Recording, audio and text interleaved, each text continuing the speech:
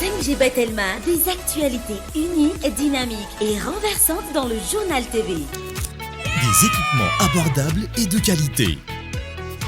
Batimax, le partenaire des bons plans. Batimax, la qualité au meilleur prix. Vous présente ni Vaovao.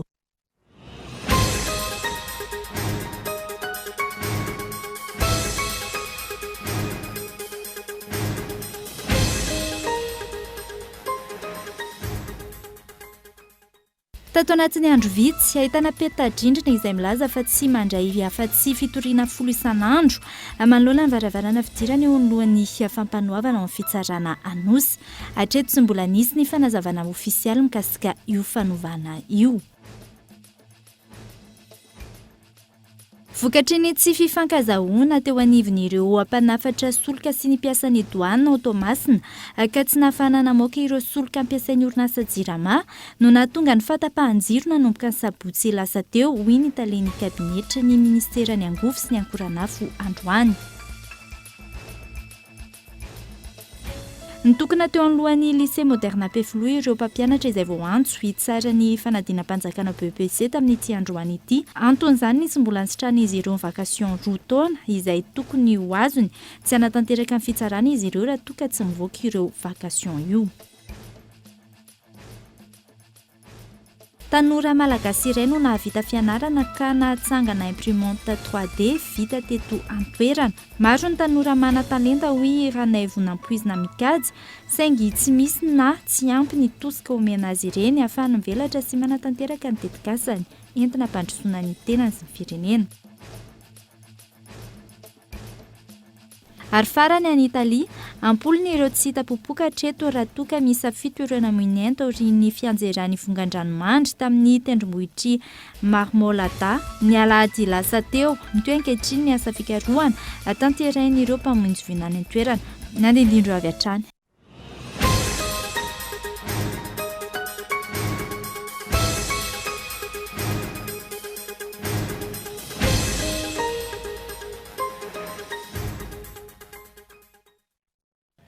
Magnatry ny mbola tsara topoka lasy tsopoko vavy amin'ity takariva ao anatin'ny fotoana ny fampahalalam-baovao eto amin'ny fahitalavitra Kolo. Sakam-panajana anao anaraka izany fotoana ny fampahalalam-baovao zany hatramin'ny farany ny anomboantsika izany dia tontolo ny fitsarana eto amintsika. Taorian'ny andro vitsy ahitana peta-drindrina izay milaza fa tsy mandray afa-tsy fitoriana miisa 10 isan'andro manoloana ny varavarana fidirana eo anivon'ny fampanoavana ao amin'ny fitsarana anosy. Hatreto tsy mbola misy ny fanampanazavana mahakasika izany. Nambara ihany koa ny lafitra ny mpisolo vava fa dia fandikan-dalàna ny famerina ny fandraisana ireo fitoriana eo anivon'izany fampanoavana izany. Fanadidina entiny Mirna Clara. Hatramin'ny omaly, niteraka resabe teo anivon'ny tambazotra tsiratsira ny fiparitahan'ilay peta-drindrina eo anivon'ny fampanoavana anosy, izay mamitra ny isan'ny fitarainana raisina ho 10 isan'andro. Raha ny zava-misy eny anosy, ny eo anivon'ny fampanoavana izay mandray fitoriana isaky ny tapakandro maraina ihany. Raha ny angom-baovao tamin'ny ora nandalovan'ny mpanao gazetin'ny Kolo TV FM teny an-toerana androany maraina, manodidina ny 20 eo faravakely ny olona tonga mametraka fitoriana manomboka amin'ny 7 ora ka hatramin'ny 10 ora maraina. Araka ny sarina lain'ny mpanao gazety androany, manoloana ny varavarana fidirana eo anivon'ny fampanoavana ao amin'ny fitsarana anosy, misy ny filazana antaratasy izay misy fitomboka mena. Saingy tsy ahitana sonisy anaran'ny tompon'andraikitra namoaka ity filazana ity ho an'ny filohan'ny olafitry ny mpisolo vava. Miontraika amin'ny fitsirihana ny zo ahafahana mitoroka ny mety ho fampiarana io fepetra io. Kanefa ny le hoe ferana marina tokoa le vaovao hoe ferana aloha zao ny fametrahana fitoriana eo anivon'ny fampanoavana eto amin'ny fitsarana mbara tonga voalohany eto Antananarivo. Dia ny fahitana an'izay hitanay hoe voasakatsakana ny zoan'ny olom-pirenena anantona ny fitsarana rehefa hitany fa trapahavoazana izy. Tokony zany ny olom-pirenena afaka foana naoviana anantona ety amin'ny fitsarana rehefa hitany fa nisy fandikan-dalàna natao taminy dia tokony afaka hitory izy satria zoan'izay amin'ny maha olom-pirenena azy. Mifanohitra amin'izay ankilan'ny fanehoan-kevitry ny olafitry ny mpitsara raha nanontaniana mikasika ny fampiarana io fepetra io. Fa tsika zany tsy any anatin'ny resaka hoe constitutionnel ou anticonstitutionnel amin'le principe ny asa ny fandaminana zay masefo ministère public azy au niveau ny tepitana tsy miteny akory hoe mitombona sy mety nametana le afisazy ary nipetana le afisazy aloha dia aminay tsy mety satria manakorotana ny saim-bahoaka sy ny sisa fa ny fandaminana efa cadre général angamba ny resako azy ty fandaminana arakasa mba hoentina hanatsarana ny asa tsy misy idirana resaka hoe anti ou constitutionnel ou inconstitutionnel ou pas tsy anina any no jerena li satria efa tsy miditra ao anatin'le resaka fisazy fotsiny hoe filazana moa iny zavatra iny raha hoe zay ny fifandaminana mety misy tsy miteny izy hoe tsy azo raisina zay fitoriana petraky ny olona fa mandray an'le fitoriana zany fa misy famerana fotsiny le izy ao anatin'le zany hoe ny olona afaka mandefa fitoriany foana ao anatin'le izy. Ny safidiny tsy aneo hevitra ny tompon'andraikitra eo anivon'ny fampanoavana rehefa nanontanian'ny mpanao gazety androany nilaza kosa izy ireo fa hisy ny valandresaka izay ho ataon'izy ireo miaraka amin'ny mpanao gazety mahakasika ity filazana ity. Ozy naraka izany ny toedra raha toka tsy misy afa-tsy folo ny fitarainana ho raisina eny anivon'ny fitsarana dia mbola andrasana moa zany ny fanampanazavana mahakasika izay fa eo amin'ny lafiny famatsinjiro indray ihany kosa vokatry ny tsy fifankazahoana teo anivon'ny mpanafatra sorika sy ny mpiasan'ny ladoany ao anivon'ny faditsaranana ao Tomasina ka tsy nahafahana namoaka ireo solika tokony ho sitrahan'ny orinasa Jirama no nahatonga ny fahatapahan-jiro nanomboka ny asabotsy lasa teo raha ny nambaran'ny talen'ny kabinetra ny angovo sy ny akoranafo tamin'ity androany ity. Ankoatry ny lafiny tsy fandriam-pahalemana sy ny fisontotry ny vidim-piainana ny fahatapahan-jiro sy rano no tena mampikaikaika ny vahoaka eto Antananarivo renivohitra sy any amin'ny faritany amin'izao fotoana izao. Fitaovana maro ihany koa no simba vokatra izany fa eo ihany koa ny fahatapahan'ny fitadiavam-bola izay miankina amin'ny herinaratra. Ny farany herinandro teo nahitana fahatapatapahana ny jiro teto Antananarivo renivohitra. Ny tsy fahatongavan'ny solika izay fampiasan'ny orinasa Jirama tavela teo anivon'ny seranantsambo ny Toamasina no nahatonga izany raha ny fanazavany ny talen'ny kabinetra ny ministerny angovo sy ny akoranafo androany. Sehoana délestage tokoa tsika zay délestage lava reny tamin'ny sabotsy zahay ao amin'ny ministera na ny ao amin'ny Jirama tsy hoe miala bala zay sanatr'izany fa ny vokatry ny vokatra ny fampiresana teo amin'ny zareo pétrolier sy ny douane nahatonga niny délestage iny zany hoe tsy sidirany Jirama na ny ministera akory fa nisy fifanarahana tsy nirindra teo amin'ny aérotonte izay niteraka délestage. Raha natsikaritra atsika nanomboka omaly dia niamaivana zany délestage zany niamaivana mihitsy satria efa tonga ny solika zay voatazona tao am-poro ny Tomasina ireo fioloro moa zany ireo menaka mavesatra zay mamatsy ny miliny Jirama. Raha ny vinavinan'ny ministera tompon'andraikitra any amin'ny faramparan'ny taona ity isika vao tsy hisy intsony ny fahatapahan-jiro izay. Efa mirosy ihany koa amin'izao fotoana izao ny tetikasa entina hampiasana ireo angovo azo avoazana. Raha natsikaritra atsika tao amin'ny CCI vato ny tafandraisam-pitenenan'ny andriamatoa minisitra tamin'ny fasafasa tamin'ireo solombavamboaka dia efa misy tetikasa maromaro mandrapatonga ty taona ty ihany zany dia miditra amin'ireny angovo azo avoazana reny tsika BDB no ijoro atoato hitsangana atoato. Misy ihany koa ny fifanaraha-piaraha-miasa amin'ny ireo mpamatsy vola zay amatsy amin'ity resaka famahana olana ny délestage ty.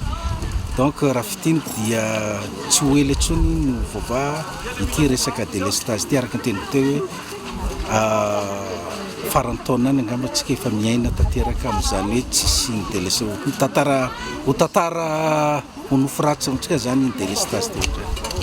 Araka ny fantatra azany ny fahatarany ny famatsiana solika entina hampiodonana ireo milina eo anivon'ny orinasa Jirama manerana ny nosy no antony mahatonga ny ankabeazany fahatapahan-jiro amin'izao fotoana izao raha ny fanazavana trany fa eo ihany koa ny fahanterany fotodrafitrasa-mpamokarana.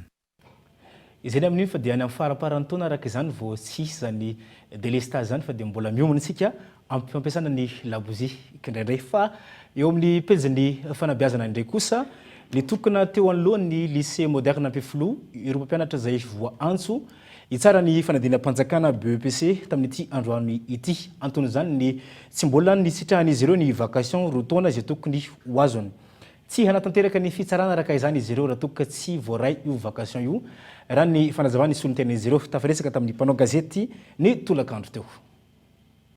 Roa andro nanombohan'ny fanadinam-panjakana BEPC niseho ny olana misy eo anivony sehatry ny fanabeazana ny tokona teo anolohan'ny LMA Ampefilo ireo mpampianatra izay voahantso hitsara ny taratasy-panadinana ho an'ny taranja malagasy matematika SVT ho an'ity fanadinam-panjakana ity.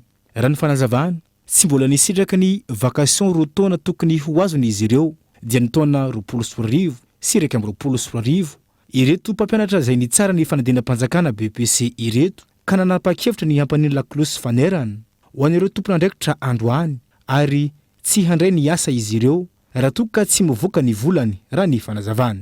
Zava-misy amin'izao zany efa tokony hanomboka ilay fitsarana ny fanadinana BEPC eto amin'ny LMA nefa ny antony tsy miankina aminay tsara fanadinana ny correcteur tsy afaka nanomboka izay. Ny antony tsy fandraisanay ny vacation roa taona sisy dia raha mbola tsy ho azy zay dia hiampy an'ity taom-pianarana 20 raika amby 20 sy 20 sy 20 ity. Noho izany manaitra izay manaitra ny tompon'andraikitra rehetra voakasika izay vacation zay satria voalohany efa miteny ministry ny fanabeazam-pirenena fa efa vita ny adidin-jareo mahakasika ny vacation dia rehefa miteny tao aminay indray izy ny tompon'andraikitra rehetra tao amin'ny maine fa hoe any amin'ny finance ny olana amin'ity vacation ity dia angatahanay zany raisy ny andraikitra finance avoay ilay vacation anay. Tsy hisy mihitsy ny fitsarana ireo laza adina ireo raha ny fanazavana hatrany raha toka tsy mivoaka ny volan'izy ireo. Teto aloha amin'ny androany izao ny mpampianatra taranja malagasy ireo zao hitsara correcteur malagasy ny SVT matematika reto tonga eto reto dia miandry ny rapitsindray zany satria mino zay fa hitovy hevitra aminay daholo iray feo aminay daholo ny mpampianatra rehetra zay tokony tsara ny taranja rehetra ao amin'ny BEPC dia fanapahakevitra raisanay zany tondatabatra ihany ty fa raha sanatria moa tsy misy vahaolana hatramin'ny lakamisy dia angamba janona aloha ny fitsaran'ny fanadinana. Mpampianatra manodidina ny 700 isaky ny taranja no voahantso hitsara ny fanadinana etsy amin'ny foiben'ny mpanadinana LMA Ampefilo ity. Antso araka izany no ataon'izy ireo ho an'ny tompon'andraikitra isan-tokana mba hamahana ny olany ahafahana manomboka ny fitsarana ny fanadinam-panjakana BEPC ity. Raha mitaky ny andovana ny volana ireo mpampianatra izay hitsara ny taratasy-panadinana BEPC miantso ny hanesorana ireo tompon'andraiki-panjakana isan-tokony ao anatin'ny distrikany Nosy-be ihany koa ny eo anivon'ny vorona RMDM anjakan'ny kolokolo ity distrika ity ho izy ireo indrindra eo anivon'ny fitsarana ka tokony hanaovana fanadidina sy andraisana fepelotra entitra fanadidina entin'ny onona sainy. Manaitra ireo ministera isan-tokony sy ireo sampandrara miady amin'ny kolokolo ny eo anivon'ny rodoben'ny mpanohitra ho an'ny demokrasia eto Madagasikara izay avy nanatanteraka fitsidihana tany amin'ny distrikany Nosy-be. Manjaka ny kolokolo any an-toerana raha ny fanazavana ka tokony andraisana fepetra aingana ireo tafiditra anatin'izany. Na io fitsarana na io mpitandro filaminana tsy mandray fitoriana afa-tsy ny fitoriana apetraky ny olona mpanambola ihany. Reto misy fitoriana efa mihoatra ny firy reto fitoriana reto dia tsy noraisiny ireo tompon'andraikitra ao Nosy-be ao. Esory tsy misy atakandro ny tompon'andraikitra rehetra ao Nosy-be. Na ny préfet, na ny commissaire, na ny lehibe gendarme, na ny fitsarana esory tsy misy atakandro. Fa raha tsy zany no mitranga dia piraitsy kombakomba amin'ireo ianareo tompon'andraikitra eto Antananarivo. Momba ny raharam-pirenena mitaky ny analalana ny fifamezivezen'ny rehetra eto amin'ny tany ny ity vondrona ity ahafahana mijery ny mahazo ny vahoaka sy mitady ny vahaolana mifanandrify amin'izany. Ny antoko anankiray na toko maromaro dia adidiny midina ny fotony rehetrany tsy manakorotana midina ny fotony any mijery ny olana dia mijery ny solution an'izany dia manomana ny ekipa hitondra rehefa avy eo dia miatrika fifidanana dia avy hatrany dia tonga dia opérationnel. Zay no asan'ny parti politique fa tsy eo efa heritaona alohan'ny ialanao vao hanao conférence nationale ohatrandreny ataony sasany reny hoe avita tena ratsakafo. Zany ny fomba fitondrana eto amin'ny firenentsika, tsy mahagaga raha miletika ilay firenena. Manamafy ny anivon'ny RMDM fa tsy azo hitovirana ny fanaovana ny fikanontom-pirenena, ijerena ny vahaolana sy ny fifidianana madio sy mangarahara ary ekeny rehetra hisoroana ny krizy ara-politika aoriana izay fifidianana izay. Lafim-baovao hafa no tanterahana androany ny fanomboana tamin'ny fomba ofisialy ny fanatanterahana ny tetikasa efitoza sy ny décision anticipée eo anivon'ny faditseranana malagasy. Natao izany ho fanatsarana sy ho fanavoazana ny fomba fiasa eo anivon'ny setry ny fanakalozana arabaritra eny anivon'izany ny faditseranana izany. Abraham Randriamana no mitandritra antsika ny andinidiny izany. Miroso tsikelikely amin'ny fanavoazana ny fomba fiasa ankehitriny eo anivon'ny faditseranana malagasy. Isan'izany ny fampiarana ny tetikasa efito sy ny décision anticipée izay arana amin'ireo mpisehatra amin'ny fifanakalozana ara-baritra toy ny CNFE na ny Comité national de facilitation des échanges de Madagascar. Vinany anafanganana sy ny anatsarana ny fandrindrana ny fifanakalozana ara-baritra eny anivon'ny faditseranana naran'ny fanazavana. Ny fito moa araka ny prezentena teo dia plateforme satria raha ohatra ka taratasy no omena, izany hoe certificat phytosanitaire sy ny avina zany no omena teo aloha dia amin'izao plateforme izay iombona ny firenena andronana nentina sy nafarana ny entina zany no miara-miditra anatin'ilay plateforme ray ny validé dia ray ny mijery ny validation dia ny firenena izay anafarana ny entina anatin'ny plateforme koa izy mijery hoe tia manana certificat phytosanitaire fa tsy miandro tsony ny taratasy izay soniavina alefany ohatran'ny taloha. Iny taratasy iny indraindray mety misy osika anatin'iny, mety misy ela ohatra mety very na mety andrasana ela vao tonga dia izay zany isan'ny tombony afana manao ny dématérialisation ny certificat phytosanitaire ty. Isan'ireo fomba fiasa ahafana misoroka ireo karazana osika eny anivon'ny faditseranana ny fametrahana ny décision anticipée raha nambaran'ny tompona andraikitra. Ankoatran'ny décision anticipée moa afana mi-anticiper ny classement SA sy ny origine. Somary teknika kely izy fa rehefa manao fanambarana ty amin'ny faditseranana dia izy atao hoe classement tarifaire. Dia iny raha ohatra ka tsy mifanaraka amin'ny classement tarifaire tokony ametrahana anazy nentina avoaka na anaovana ny déclaration dia en infraction iny olona iny. Raha tsy en infraction izy dia mety misy fisalasalana satria ny douane koa tsy voatery hoe anana ny marina foana amin'ny position mety ho apetraka dia ny atao hoe arbitrage amin'ny classement tarifaire. Izany hoe dinina zany hoe inona marina ty classement tarifaire tokony hatra amin'ity entana ty. Rehefa azonao ny décision anticipée dia sûr zany ianao tsy nanao osika amin'ny fanambarana ny tarifa ny classement tarifaire satria ny douane mihitsy no manome anao ny classement tarifaire izay ampiarinao amin'ny fanambarana atao amin'ny faditseranana. Tombony be ho an'ny mpanafatretina zay satria manala anazy amin'ny risque na infraction sur l'espèce izay ankoatran'ny droit compromis mety hatra mbola misy koa ny amende mety 50% à 100% izay hatra amin'ny mpanafatretana. Ho an'ny eto Madagasikara, hatreto mahatrara taona ny décision anticipée raha toa ka roa hatramin'ny 3 taona izany ho an'ireo firenena hafa. Notanterahina androany teny amin'ny Carleton Nanosy ny fanombohana amin'ny fomba ofisialy ny fomba fiasa efito sy ny décision anticipée ho anivon'ny faditseranana malagasy. Pejy ny fahasalamana indray kosa ny 7 faingo 200 ny mponina mahery ny 12 taona eto Antananarivo renivohitra no vita vaksiny amin'izao fotoana izao raha ny fanadidina. Tao anatin'ny 3 volana farany mbola vitsy ireo misafidy ny anao vaksiny eny amin'ireo tobim-pahasalamana na dia eo aza ny fiakarany taremarika ho an'ireo olona voamarina fa mitondra ny tsy mikaretana coronavirus raha ny fanazavana eny anivon'ny hôpitaly. Fanadidina etiny fitiny kolona. Sy niovany tapa-avitriany ireo olona izay tonga manao vaksiny eny anivon'ny tobim-pahasalamana raha ny 3 volana farany nojerena ho ireo tompona andraikitra ara-pahasalamana.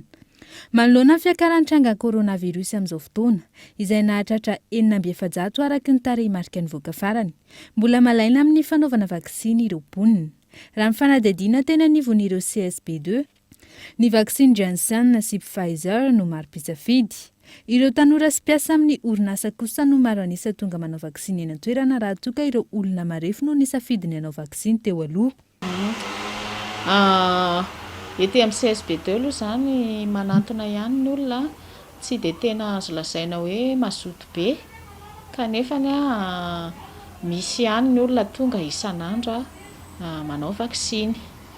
Tsy dia tena miankina amin'ilay fiakaran'ilay cas aloha ny fahatongavan'ny olona fa mitovitovy eo foana zao nenay ny olona tonga manao vaksiny isan'andro. Tsy dia tena niova be loatra, mitovitovy foana ny isan'ny olona tonga manao vaksiny isan'andro zany satria nenay moa ato amin'ny CSB no manao dia ny olona zany manantona zany hoe sitrapon'ilay olona mihitsy zany ny tonga. Dia raha tao anatin'izay 3 vola izay aloha tsy dia tena nisy fiovany loatra hoe niakatra na hoe niena fa mitovitovy foana. Manoloana ireo fiakaran-trangana Covid-19 voamarina izay nieto Analamanga no atsasaman'ilan'izy ireo. Isan'ny paikady ny fanjakana ny hetsika fanaovam-vaksiny mandritra ny 100 andro. Idina ifotony eny amin'ny fiarahamonina, sekoly ary universite ireo mpanentana ara-pahasalamana ho fampiroboroboana ny fanaovam-vaksiny. Zay moa zany zao anatin'le campagne 100 jours dia ny paikadinay ety zany dia miara-miasa amin'ny mpanentana ara-pahasalamana eny anivon'ny Fokontany. Dia ireo mpanentana ara-pahasalamana ireo zany no manao fanentanana any amin'ny sekteurny zareo tsirairay avy any dia manentana ny olona hanao vaksiny ho an'izay mbola tsy nanao dia hanao an'ilay dosy fanamafisana ihany koa ho an'ireo izay efa nanao. Dia izay zany zao mipaikady ataonay amin'izao manentana ny mpanentana ara-pahasalamana eny anivon'ny Fokontany Fanaovam-vaksiny 5.5 isanjato amin'ny 20 mihoatra ny 12 taona no tanjona amin'ity taona ity. Ny 7.2 isanjato amin'ny 20 eto Antananarivo kosa no efa vita vaksiny hatreto. Nanomboka tamin'ny 2 Jolay lasa teo moa ny hetsika fanaovam-vaksiny mandritra ny 100 andro raha ny teto Antananarivo renivohitra. Fa ho an'ny pejiny fitaterana indray kosa tsy mbola voamarina ny fiakaran'ny sarandalana ho ariary ho an'ireo zotra mivondrona ao anatin'ny UCTS. Miantso ny fitoeram-panjakana araka izany ireo mpitatitra izay manohy Antananarivo sy ny manodidina ireto mba hiaraka andinika mikasiky ny fiakaran'ny sarandalana ho tombotsoany rehetra aorian'ny mety ho fiakarana izay viditsolika izay. Fiteny kolona trano mitondra antsika ny Cyprien zany. Isan'ny teraka resabe tao anatin'ny 2 herinandro izay ny fiakaran'ny sarandalana ho an'ireo fiara fitateram-bahoaka eto andrenivohitra. Manoloana izany, nilaza ireo mpitatitra mivondrona ao amin'ny UCTS fa mbola tsy voafaritra hatreto ny fiakaran'ny sarandalana ho ariary ho an'ireo zotra suburbaine. Mitohy amin'ny atsakasy sy andavany araka izany ny fitaterana ireo vahoaka manohy an'Antananarivo sy ny manodidina raha ny fanambarana izay nataon'ireto farany androany. Ny fampiakarana dia efa mazava be io resahany io. Raha ohatra zany miakatra ny vidin'ny solika dia misy kajikajy atao le izy fa tsy hoe hiakatra 100 isanjato, mety ho latsaky, mety mihoatra ny 100 isanjato ihany koa satria ny vidin'ny solika mbola tsy fantatra. Ny atao hoe fitakiana subvention aloha no mety na tsy mety tsy fantatra satria ny asa fitateram-bahoaka no ataonay dia tokony fampitsinjo ny mpitatitra sy ny vahoaka izay adidin'ny fanjakana ihany koa miaraka amin'ny fanjakana. Mangataka fiaonana miaraka amin'ireo tompon'andraikitra ara-panjakana ireto mpitatitra mba hidinika mikasika ireo marimaritra iraisana amin'ny fiakaran'ny sarandalana ao aorian'ny fiakaran'ny viditsolika. Ny mety fiovan'ny sarandalana sy famaritana ny sarandalana vaovao dia miankina indrindra amin'izay mety fiakaran'ny vidin'ny solika apetraky ny tompon'andraikitra isan'ambaratongany. Ny fivondrona ny mpitatitra olona amin'ny zotra manodidina Antananarivo dia miantso sy maniry ny fampidiniana amin'ny mpitondra fanjakana sy ny mpitatitra mba hikaroham-bahaolana ho tombotsoan'ny rehetra. Raha jaivina, misa 700 mahery eo ireo kooperativa mivondrona ao amin'ny UCTS izay manao ny asa fitateram-bahoaka 30 kilometatra manodidina an'Antananarivo. Izay ny tapany voalohany fa dia isianto vetivety aloha isika ato anatin'reto doka varotra reto dia rehefa avy eo miverina ao eto ny fampalalam-baovao tapany faharoa indray.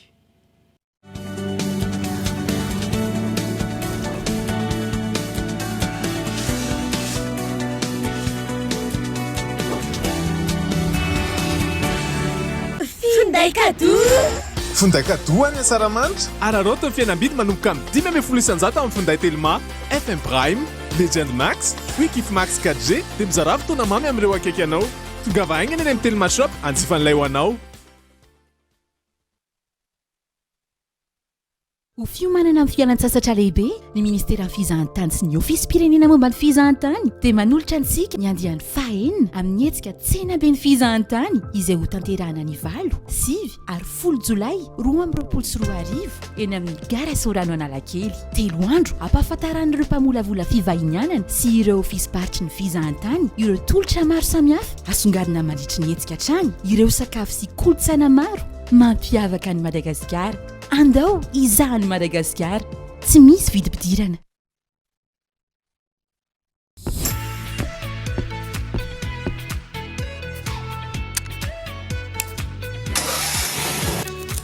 Des équipements abordables et de qualité. Batimax, le partenaire des bons plans. Batimax, la qualité au meilleur prix.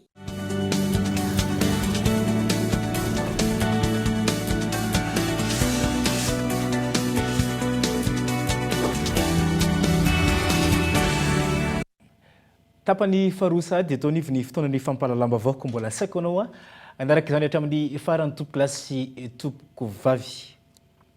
Miteraka sakana ho an'ny fampivoarana ny maha olona ankehitriny ny tsy fampia ny fampianarana sy ny torolalana ahafahana manatratra ny tanjona raha ny nambarany tompona andraikitra ny fampivoarana ny maha olona izay manana anjara toerana lehibe amin'ny fampanasoana raha ny fanazavana ireo mpiantsehatra. Abraham Randriamanana. 20 isanjaton'ny fahombiazana no miankina amin'ny toetra raha toka 20 isanjaton'ny fahombiazana no miankina amin'ny fahaizana sy ny fahaiza-manao an'ny olona iray raha nambaran'ireo mpisehatra amin'ny fampivoarana ny maha olona. Manano sarotra ho an'ny olona ny fanatrarana ny tanjona manoloana ny tsy fahampian'ny fampianarana sy ny torolalana raha ny fanazavana. Isika eto Madagasikara sy amin'ny firenena maro eto Afrika sy firenena hafa ihany koa ny ivelany fa Madagasikara aloha resako manokana raha ny fandiniana nataonay niaraka tamina sociologue sy olona anthropologue dia taraiky 200 taona ny fanabeazana eto amintsika raha oharina amin'ny vanim-potoana amin'izao fotoana izao.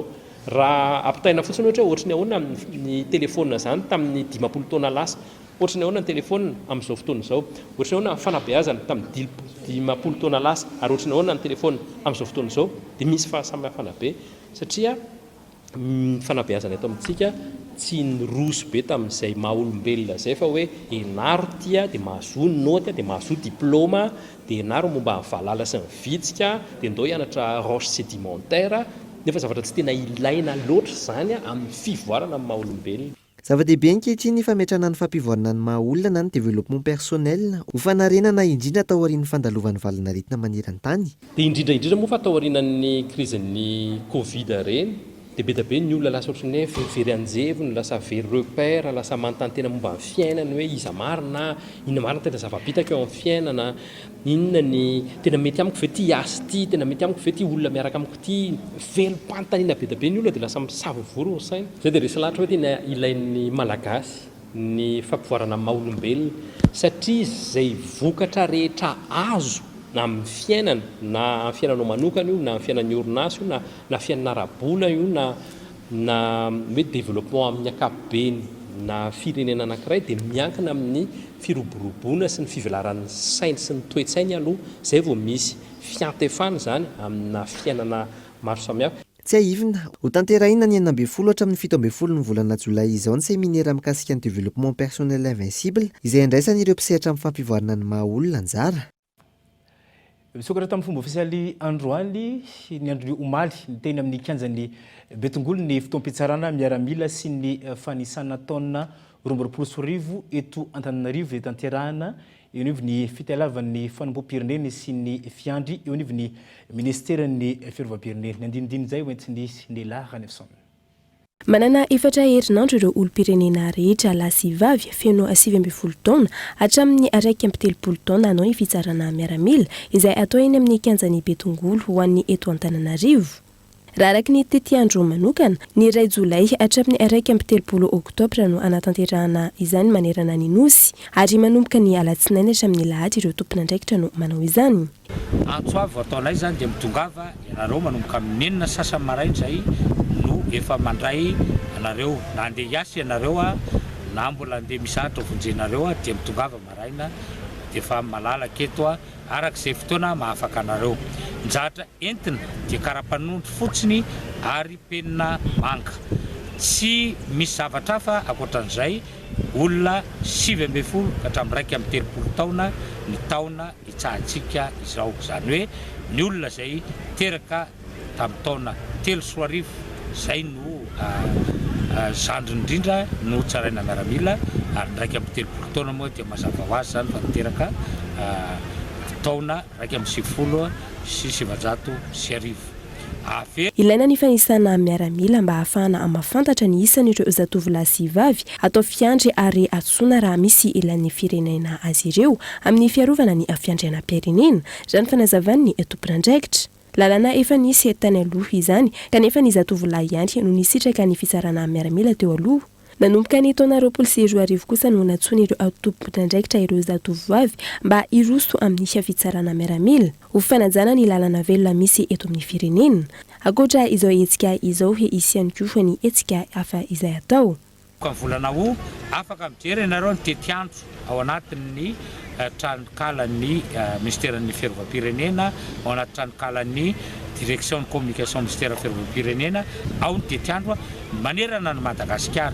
Manaraka izay dia amin'ny 10 ka hatramin'ny 7 ambin'ny volana oktobra indray misy herinandro mbola verina eto Antananarivo ho an'ireo rehetra izay tsy nahatratra na tsy navita tany amin'ny toerana rehetra izay misy azy. Andaminana taty lamina tsara dia ny vehivavy milahatra mitokana dia ny lehilahy ihany koa milahatra mitokana. Betsaka ny tombotsoa azo avy aminazy ohatra fotsiny hoe amin'ny fanamboarana taratasy ohatra hoe passeport. Ny antony anaovako an'izany satria ilay fitadiavana asa amin'izao ilay resaky fanjakana mitaky position militaire daholo mihitsy na hoe voaka ny ivelany dia lasa obligatoire ilay izy sady vita vetivety fa tsy hoe ela be na ny fananana karatra maitso izay manamarina ny ahafahavitana ny fitsarana miaramila izay no ahafahana amaka ny taratasy na ny certificat de position militaire izay ilaina rehefa hanao fanadinam-panjakana na eo amin'ny sehatry ny asa-panjakana na amin'ny fanaovana ny passeport. Tanora malagasy iray no navita fianarana ka natafatsangana ny imprimante 3D vita eto antoerana. Maro ny tanora manan-talenta hoy Ranevo nampoizina mikady saingy tsy misy na tsy ampy ny tosika omena azy ireny ahafahany mivelatra sy manatanteraka izany tetikasany izany ampandrosoana ny tany sy ny firenena. Izy no Ranevo nampoizina mikady tanora malagasy tia karokaroka sy nandalina ka navita nanangana imprimante 3D. Misy fonony azy misy boatiny azy miloko tsara ny azy izany hoe bika manendrika fotsiny zany no mampiavaka azy fa tsy misy raha zava-bitany dia mitovy ihany. Hitantsika amin'izao fa ohatran'ireny manoratra amin'ny stylo reny ihany raha te hamoaka forme dia mila hetsika ny stylo. Démonstration ihany ty ataoko ety fa misy ireo zavatra efa niimprime tany an-trano afaka jerentsika satria dia noentiko eto daholo izy ireo tsy daholo moa zany fa sasatsasany amin'izy ireo izay zavatra azon'ity imprimante ty imprimena. Araka izany ny endrika ivelany no tsy itovizan'ity vokatra vita malagasy ity amin'ireo imprimante 3D avy any ivelany. Ireo fitaovana vita amin'ny plastika rehetra vita ny asa tanana Ranevo nampoizina mikady. Zavatra miimprime zavatra azo tsapay tanana izany hoe misy plastika eo atsonika iny atson'le machine zany iny dia mamoaka zavatra azo tsapay tanana toy ny ohatra hoe porte-clé zavatra ao plastika rehetra zany dia tafavoaka ny imprimante 3D avokoa ohatra ohatran'ireny pince andambo reny na clé ana tomobile ohatra le nataoko ohatra teo hatrany amin'ny sakafo moa dia misy mampiasa imprimante 3D zao any ivelany eritreritra hoe anatsara an'ilay izy ampivoatra an'ilay izy dia raha sitrapon'Andriamanitra dia commercialiser an'ilay zavatra vita malagasy zavatra mora kokoa zany mihoatra an'ilay proposé n'ilay vazaha sy le efa vita avy hatrany avy any. Fa io anahy io efa nampiriko système de refroidissement zany hoe efa natao mihitsy hoe somary industriel kely tsy mety reraka izy tsy mety reraka mihitsy izy zany mandraparivin'ny andro ohatra ampiasaina foana. Olana tsy ahafahan'ny tanora malagasy misandratra sy manokatra orinasa ho an'ny tenany manokana ny tsy fisian'ny hoentim-manana hoyatra ny fanazavana. Ho azy na eo aza ny finiavana anatsara ity asany ity voafetra ny hoentim-manana. Tena ho tombontsoa antsika malagasy raha ohatra ka tena ifantoka bebe kokoa amin'ny fivoarana toy ireny ny tanora malagasy ankehitriny satria maro dia maro ireo maniry te hanao zavatra tsara nefa noho ny tsy fampina ara-pitaovana na ara-bola dia voatery mianona amina zavatra tsotsotra satria ny fanamboarana imprimante 3D dia tena andaniam-bola tokoa. Ohatran'ny ena zao raha ny vidin'ny pièce rehetra ny atambatra dia mahatratra any amin'ny 7 725 000 FMG. Izany moa dia prix ohatran'ny hoe ambony fa ataoko hoe mora raha eo marché. 5 volana nanaovana ny drafitra sy ny fandiniana ary 2 volana nanamboarana ity imprimante 3D ity tonga amin'izao endriny sy ny zava-bitany izao. Azo atao ny mamokatra maro sy manatsara kokoa ny asa vitany sy ny endrika ivelany ka afaka ifaninana amin'ireo marika fanta-daza avy any ivelany ho hiatrany raha naivona am-pozina mikajy raha misy ny tosika ka manana finiavana anandratra ny vokatra malagasy ny tompona andraikitra isan-tokony. Eka izay no manaporofo fa dia manatalenta ny malagasy fa ny fijerevana ny lalam-barotra sy ny tosika no tokony ampiroboroboana bebe kokoa mba ahafahan'ny tanora malagasy misandrahaka misehatra maro samihafa raha fomba vao hafa manana finiavana manokana amin'ny zavamaneno toy ny électrophone sy gramophone ireny renana solo Théophile izay raim-pianakaviana mpanangona ireny zavatra ireny efa manodidina ny 300 izany amin'izao fotoana izao. Manana diska eo amin'ny 8 vata izy izay ahitana ireo hira nanomboka tany amin'ny taona 750 ary saika hira vahiny no maro amin'izany. Ao ihany koa ireo hira gasy. Ny andinindiny izay no entiny Nela Hanefson.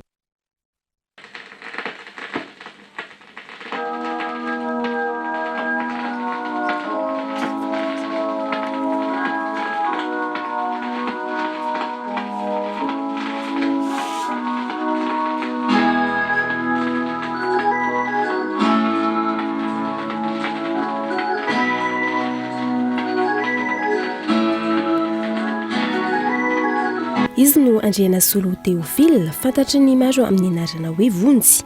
17 taona izy ary manambady ary mananjanaka. Raim-pianakaviana izay mankafy sy mitahiry ireny électrophone sy ny gramophone ireny. Manana fitiavana manokana ireny zava-maneno ireny ny tenany ary fony mbola kely izy no efa tsy izany izay nolovainy tamin'ny raibeny.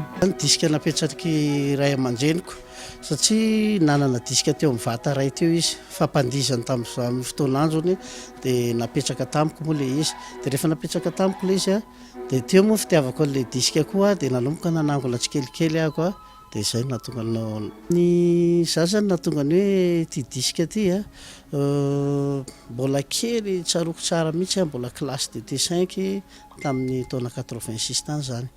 Dia teo no misy fotoana zany papanay mampandihy eo tanàna teo Anosipatrana moa satria tao Anosipatrana tena nampahafantarany olona ny papako.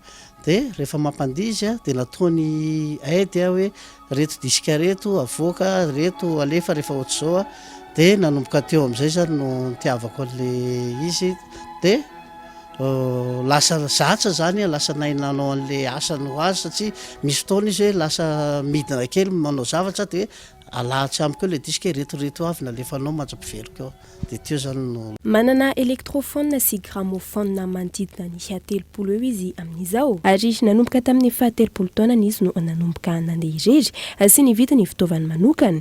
Eo amin'ny vata misy 9 kosa amin'izao ny diska izay ananany ary ahitana ireo hira nanomboka tamin'ny taona 790 ary saika hita ao avokoa ny hira rehetra izay vahiny ny ankamaroany ao ihany koa ny hira malagasy.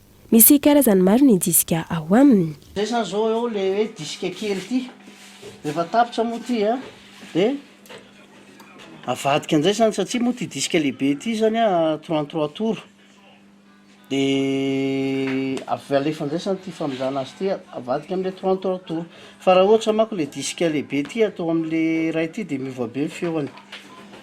Nao zay tsika rejery jackson kely avy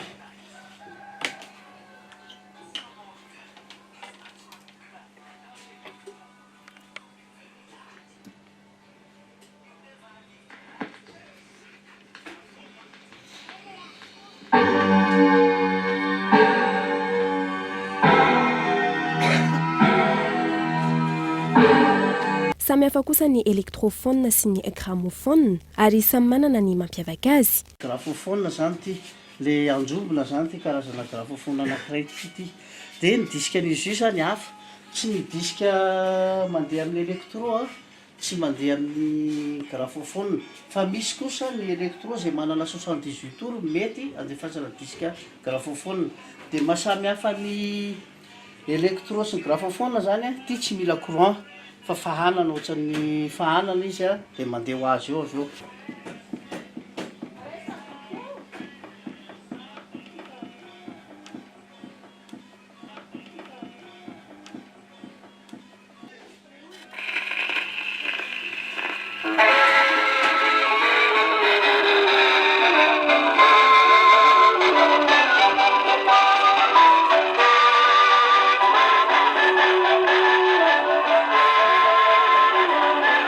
Amin'izao efa sarotra ho izy ny mitady ny diska antony alain'ireo sinoa avokoa ireo diska ka lasa lafo raha mbola mahita eny amin'ireo mpivarotra. Amin'izao tsy misafidy intsony izy fa rehefa mahita mpivarotra diska dia vidiany avokoa na tsy hainy aza ny hira.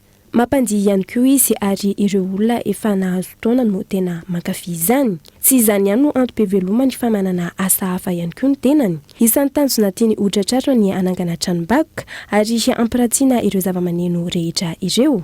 Eo ihany koa ny trano fianona mozika fotsiny izay no tanjona hotratratra ny fanazavana.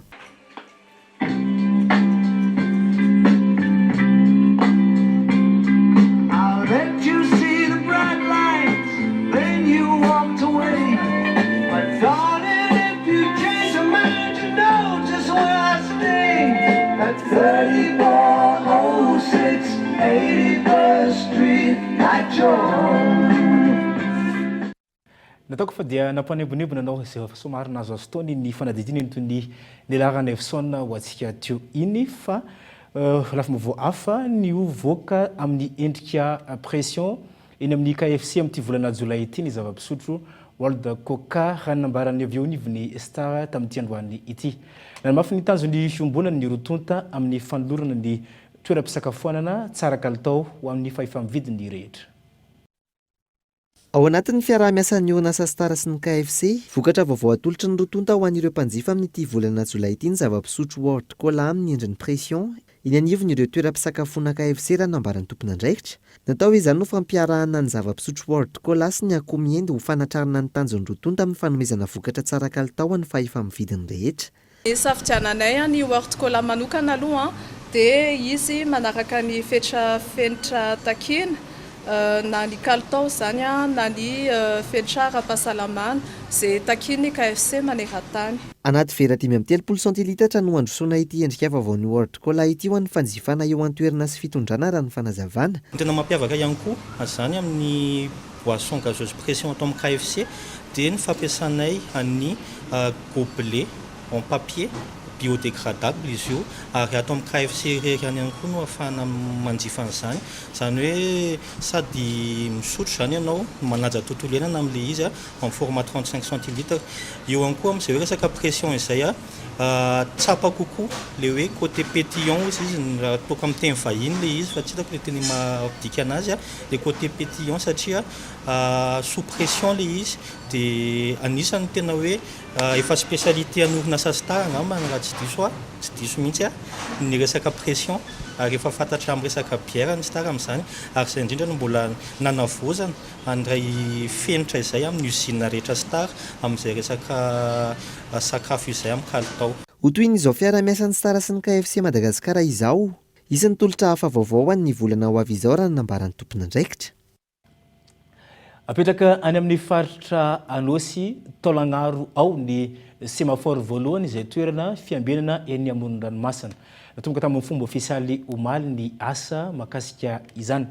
Anisan'ny tanjona ny hananana ny tafika an-dranomasina matanjaka izay miantoka ny fahendrianam-pirenena sy ny faritra ara-toe-karena manokana raha ny fanazavana. Ny any amin'ny faritra Tolaniary no nisitraka voalohany ny asa fanamboarana ny topy misy ny semaphore izay toerana fiambenana eny an-dranomasina izay ahafahana manatanteraka iraka maro samihafa. Mahazo tombony amin'ny fanitsin-drafitra atao eo anivony ny tafika malagasy ny tafika an-dranomasina ary lahatra-pahamehana amin'ny ity taona ity ny fahavitan'ny semaphore R+7 ho an'ny tobiny tafika an-dranomasina. Ao ihany koa ny fananganana foto-drafitrasa maro toy ny tobiny tafika an-dranomasina miisa 3, ny fividianana sambo miisa 3, ho an'ny détachement an-dranomasina avaratra Antsinanana, ny fananganana ny tranom-bisy misy ny semaphore ary ny fanamboarana ny coffre d'amarrage ho an'ny sambo miantsona amin'ireo toby. Zany semaphore zany dia efa nazavaina taty kabary tao ny anti-latsika azy hanatsarana ny fandriam-pahalemana eny an-dranomasina sy ny filaminana an-dranomasina hitilitsika andreo sambo mety miditra aty amin'ny faritra-dranomasina faritra izay Madagasikara kanefa koa hijerena ihany koa raha sanatria misy ny rotasambo izay mila fanampiana izany natao dia satria tsika miditra amin'ny atao hoe fanatsarana sy fanitsina ny rafitry ny foloalondahy dia tsy maintsy manana ny semaphore reny tsika afatsika tena nametraka ny fiandrianam-pirenetsika amin'ny ranomasina ranomasimbe izay eo ambany fiandrianantsika zany. Paikady stratégique no antony sy nametrahana ity toby voalohany ity ao amin'ny faritra Tolaniary raha ny fanazavan'ny ministry ny fiarovam-pirenena. Tanjona amin'izany sy ny ananana tafika an-dranomasina matanjaka afaka miaro ny sistan'ny Madagasikara, indrindra ny faritra-dranomasina izay miantoka ny fiandrianam-pirenena sy ny faritra ara-toe-karena manokana ary koa ny fiarovana ny morontsiraka eo amin'ny lafiny tontolo iainana. Ny antony dia ty toerana ty atao hoe autoroute maritime du sud aty ny sambo rehetrarehetra no mandalo avy any Afrika dia mandalo ty rehefa ho an'ny Azia ka isika tsy maintsy mitandrina foana mametraka an'ireny foto-drafitrasa reny afatsika mahafantatra hoe sambo manahoana no manara-dalàna ary sambo manahoana no tsy manara-dalàna na mamonina atao hoe AIS satria indraindray zareo rehefa sambo jiolahy dia vononina AIS dia sarotra ny mijery sy mamantatra ny zavatra ataon'izy ireo dia zany rehetrarehetra zany no apetratsika isoratsika ny fitondram-panjakana frantsay izay miara-miasa feno tafika an-dranomasina amin'ny lafiny fanatsaratsika ny tafika an-dranomasina eto Madagasikara. Manara-maso amin'ny fomba rehetra ny fijerena ny sambo ety amin'ny faritra-dranomasin'i Madagasikara no andraikitry ny tafika an-dranomasina malagasy ka fitaovana sy foto-drafitrasa no tena ilaina amin'izany toy ny semaphore. Mianga avy any amin'ny état-major ny tafika an-dranomasina eny Ambohidahy-Antananarivo ary iarahany amin'ny centre de fusion d'information maritime ny fanatanterahana ny asa amin'ny fanaraha-maso ny sambo tsy ara-dalàna sy ny vodiana an-dranomasina any amin'ny faritra Antsinanan'ny Nosy izay nametrahana ny zone maritime prioritaire d'intervention. Fokontany maro eo ny anivon'ny commune Ivato no nisitraka ny fanamboarana ny lalankely eny anelankelatrantro ezaka izay natao famahana ny olana iaina ny vahoaka indrindra fa rehefa ao anatin'ny fotoam-pahavaratra. Nisy koa androany ny fijerena fotony fisotron'ny asa tena toerana nataon'ireo tompon'andraikitra maro samihafa. Ankoatr'io isan'ireo antoka mahatonga ny tsy fandriam-pahalemana ihany koa ny tsy fampian'ny jiro manazava ny eny amin'ny fokontany. Teo antrahan'izany nisitraka ny fahazahoana jiro avy amin'ny fitondram-panjakana ireo fokontany maro eny amin'ny commune Ivato izay izay natolotra tamin'ity androany ity. Ndiaratsika ny fanampanazavana. Dia tonga ny ampahany amin'izao fotoana izao izay hoentina hanazavana ny tanàna. Ny tanàna Ivato izay maro ny toerana mbola miaina ao anatin'ny aizana amin'izao fotoana izao satria tsara ny milaza fa commune roa no natambatra ho ray ao anatin'ity commune ity ary misy fokontany 340 midadasika izany toerana izany kanefa mbola maro no miaina ao anatin'ny aizana. Nanao antsoavy izahay ary namaly izany ny tompony andraiky mpanjakana dia anio ny avy eo anivon'ny ministeran'ny angovo sy ny akoranafo namaly izany ihany koa ny fitondrana izay tarehany flora Juillet izay mbola amatsy fitaovana maro samihafa sy ireo tetikasa izay nampanantenaina tato anatin'ity commune Ivato ity izay aloha no zava-misy teto ary hoentina aparitaka amin'ireo fokontany ato anatin'ny commune Ivato ireto ampana cobra izay tonga eto am-pelantanana ireto. Pezany tsy fandriam-pahalemana izay hatrany jiola miisa 5 indray no lavony komanty ny vondrotobo paritry ny Gendarmerie-pirenena Ambatondrazaka tamin'ny farin'herinandro teo raha fanazavana isan'ireo rendany amin'ny fakanan-keriny reto Jolay lavo tao Morarano Krom distrikany Amparafaravola ireto. Ny tombo isa ireo Jolay izay lavo mibalan'ny zandary ao Morarano Krom distrikany Amparafaravola. Ny sabotsy lasa teo, Jolay misa telo indray no lavo tany amin'ireo faritra mena any an-toerana. Jolay nandray anjara tamin'ireo fakanan-keriny fanesy tany Mahatsinjo kaomina Morarano Krom izy ireo raha nambarany vondrotondro-paritra ny Gendarmerie-pirenena Ambatondrazaka. Ka ny alina zoma voalohan'ny volana Jolay fo io Jolay dia naray antsy zahay fa amin'ny olona tsara sitrapo. Nilaza zareo fa misy andihana Jolay mirombo basy mahery vaika andalana dia azo ny faritra Morarano Krom. Teo eo dia nandray andraiky ny zeditony Gendarmerie ka nahafahanay niaona sy nifanihatra tamin'ireo dahalo ireo ka nahazahoana vokatra na afatesana dahalo anankitelo sy nahazahoana basy mahery vaika iray. Raha ny vokatry ny asa fampandriam-pahalemana natao momba ny fakanan-keriny. Jolay miisa 520 no efa nahiditra amponja no asa fakanan-keriny io. Misy ny paikady izay apetraka hatrany amin'ny fokotany any amin'ireo faritra telo mpifanila vodi-rindrina. Mahakasika ny famborona tanteraka ny tambazotrana dahalo mpakakeriny io. Dia ny fipetrany raisinay aty Kianja dia misy ny élément mijanona amina fokotany. Dia misy koa ny élément manapatrouille, ary misy koa ny élément en opération any amin'ireny faritra atao hoe zone rouge ireny. Ny olona efa arrêté moa zany dia misy hatrany amin'ny 520 isa any efa natolotra ny fitsarana ireo. Eo koa moa zany ny basy mahery vaika efa maromaro no azonay tao amin'ny kompania Moramanga sy kompania Ambatondrazaka mahakasika ny fakanan-keriny io. Saika ahitana fitaovam-piadiana mahery vaika sy ody gasy hatrany eny amin'ireo Jolay izay manao asa ratsy ny any an-toerana. Teto, basy masy 36 sy bala roa no tratra tany amin'ireo Jolay telo lavo. Rajaivina, ny roa tamin'ireo Jolay 5 maty ireo no lavo raha ny kasany amoaka ny namany tany amponja ny farany herinandro teo.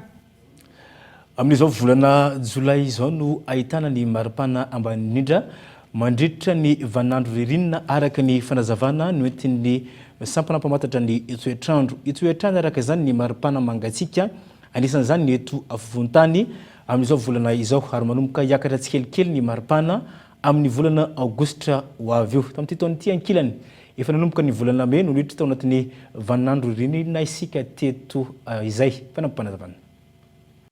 Ihany ny maripana isan'andro isan'andro amin'ny volana May zany no ampitahaintsika amin'ny maripana araka ny tokony ho izy isan'andro isan'andro nandritra ny 30 taona teo eo. Ka rehefa natao ny fampitahana dia hita fa nanomboka efa nidina latsaky ny tokony ho izy zany ny maripana isan'andro isan'andro taty amin'ny faritry ny afovoan-tany. Le faritry ny afovoan-tany tenenina moa eto dia solon'ny toerana Antananarivo, Antsirabe ary Fianaratsoa, zany hoe ireo zany no nangalana maripana ho ampitahaina. Dia rehefa natao ny fampitahana araka ny nambara teo dia taty amin'ny herinandro faharoa amin'ny volana May zany no efa nanomboka nidina mihoatra ny tokony ho izy ny maripana tamin'ireo faritra telo ireo. Raha iresaka andro moa itsika ary dia taty amin'ny faritra Antsirabe no somary lasa aloha kokoa, zany hoe taty amin'ny herinandro voalohany dia efa hita fa nidina izay maripana izay. Any Mananjary nantosa fampiofanan'ireo agent communautaire mikasiky ny fampihenana ny tsy fanjarian-tsakafo ny ONN atao amin'ny commune Ambonivohitry Mananjary. Maro no nisitraka izao fampiofanana izao izay solon-tena samihafa avy amin'ny fokotany miisa 5 any an-toerana. Tanjona amin'izany ny anamafisana ny ady amin'izay tsy fanjarian-tsakafo izay. Fanampanazavana hatrany.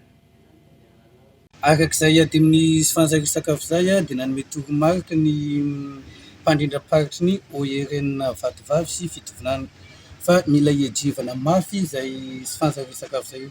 Indrindrandrindra ho ansika izay tafary niatrika rivodora dia tena nahazo vagna be ny aretina azo amin'ny alalan'ny sy fanjarian-tsakafo.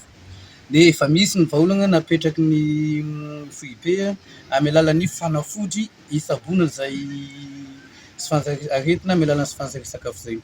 Dia mba ahafahana manatanteraka zay dia nomena fiofanana aloha ny AC satria ny AC no miandraikitra an'izay eny am'fokotany.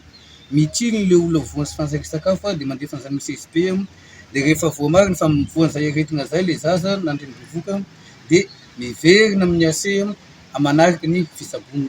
Efa misy fanafody amin'ireo efa misy toromarika dia manaraka an'izay no ataondreo dia izay no antony natao androany.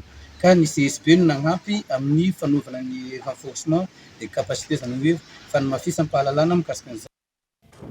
Ho an'ny maresaka iraisam-pirenena no entsika amarana ny fotoana fampahalalam-baovao amin'izao takariva izao. Any Italia ampolon'ireo tsy hita popoka hatreto raha toa ka misy fitorana mony ainy taoriny ny fianjerany ilay vongan-dranomandy tamin'ny tendrombohitry ny Marmolada ny alahady lasa teo. Mitohy ankehitriny ny asa fikaroana tanteran'ireo sampana mpamonjy vonina any antoerana.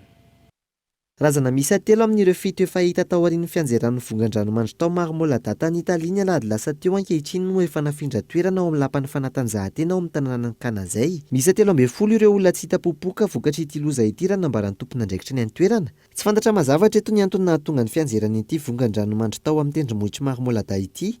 Ny fiakaran'ny hafana nateraky ny fiovaovan'ny toetrandro no isan'ny ahin'ireo manampahaizana ho nahatonga izany raha ny famtam-baovao. Namafisina androany maraina ny asa fikarohana tanterahin'ireo mpamonjy vona amin'ny alalan'ny fampiasana ireo fitaovana samihafa toy ny drone sy ny angidy-by. Napetraka ny an-toerana ihany koa ny fepetra fampitandremana manoloana ireo vongan-dranomandry manambana ireo faritra manodidina ny tendrombohitry Marmolada. Dia izay ko tompoko lasy tompoko vavy no entiko mamarina ny fotoana ny fampahalalam-baovao tamin'ity alina ity. Isoroka anao tana tokantrano naraka izany hatramin'ny farany. Mirary toromaso sambatra ho antsika menakavy mametraka ny velomana tafa ho amin'ny mandaraka indray. Veloma tompoko.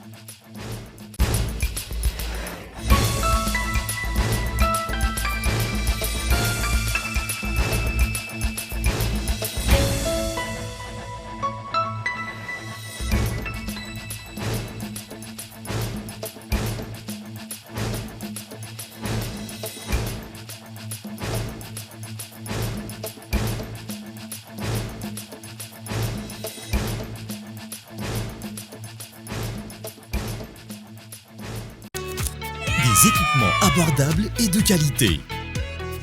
Batimax, le partenaire des bons plans.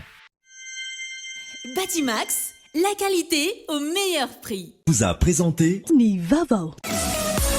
5G Batelma, des actualités uniques, dynamiques et renversantes dans le journal TV.